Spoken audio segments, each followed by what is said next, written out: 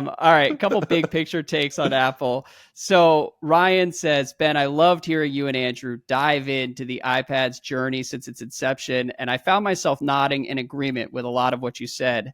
Your perspective that the iPad has been a disappointment resonated with me, and I believe it underscores a larger issue with Apple's strategic direction after the iPhone.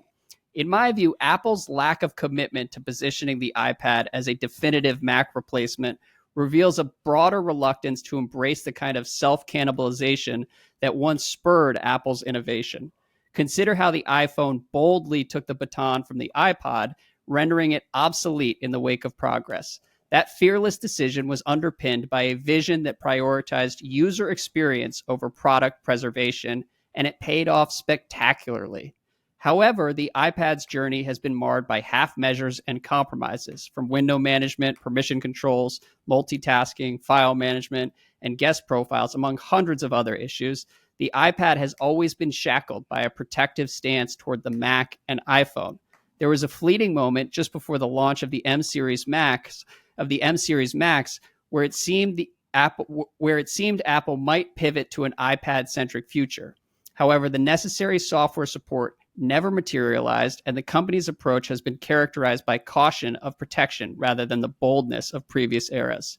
That brings me to the potential of the Vision Pro. If Apple continues to hedge its bets without fully committing to a post-Mac future, I fear the Vision Pro may end up relegated to the status of a mere entertainment device, much like the iPad. So what do you think of that theory and Apple's apparent fear of self-cannibalization? Well, I think this email arguably is one of the best defenses of Apple that could come, precisely because I disagree with almost everything in it, which perhaps speaks to the fact that maybe the iPad is all it could have ever been, because no one's quite clear what it should be. I don't think the iPad, my frustration with the iPad was precisely the fact that Apple tried to make it a Mac replacement, in my view.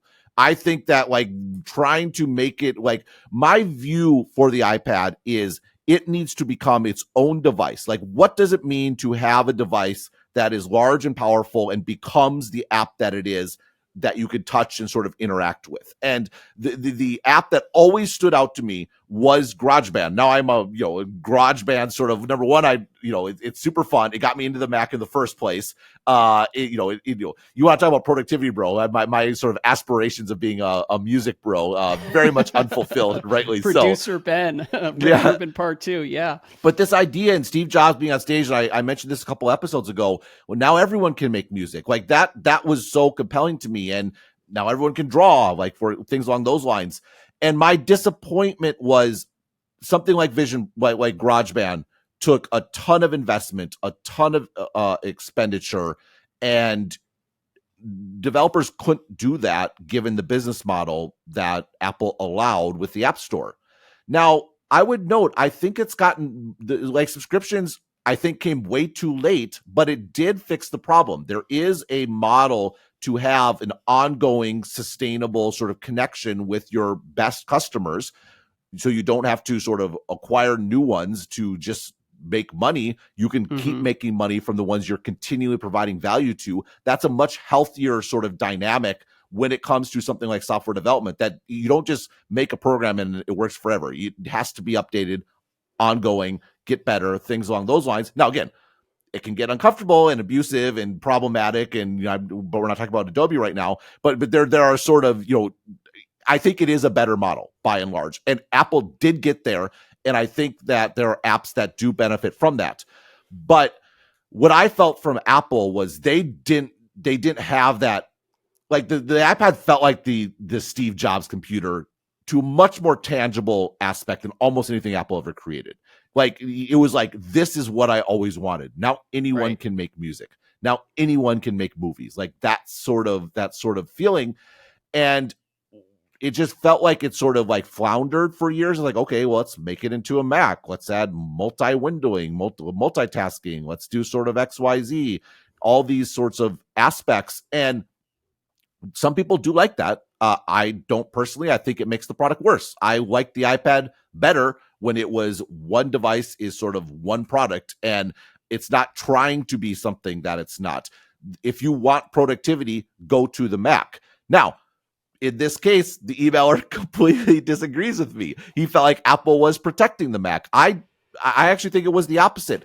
And the fact we're confused and it's 2024 and we're still having debates about what the iPad should or should not have been is, maybe Apple deserves a little more credit. It's a very successful product. Sure, maybe most people just use it to watch video. It's great for artists. As I mentioned, my daughter is just like the world's biggest iPad user. And I use it obviously for Strictly articles. It's been a core part of my productivity bro lifestyle for over a decade. And that's great. If only we could fail so well, right? So I don't know. Maybe I guess this question about Apple and self-cannibalization is a fair one. It's always fair to look at the incentives and the questions of what they want to do. And does Apple want to sell you more devices? Absolutely. They is that a reason to not wrap stuff together? Sure. But at the end of the day, the iPhone replacing the iPod, credit to Apple. Also, number one, super duper obvious. Number two, an iPhone was much more expensive than an iPod. It had much better margins. It also wasn't the hardest decision in the world, right? It was good business. It was good business. And, if you got an iPad that could do everything you wanted a Mac to do, why it's probably going to cost as much as a Mac, right? So, I personally am glad both exist. I think it's a fair thing to keep your eyes on, but I don't think this has been an issue for Apple yet.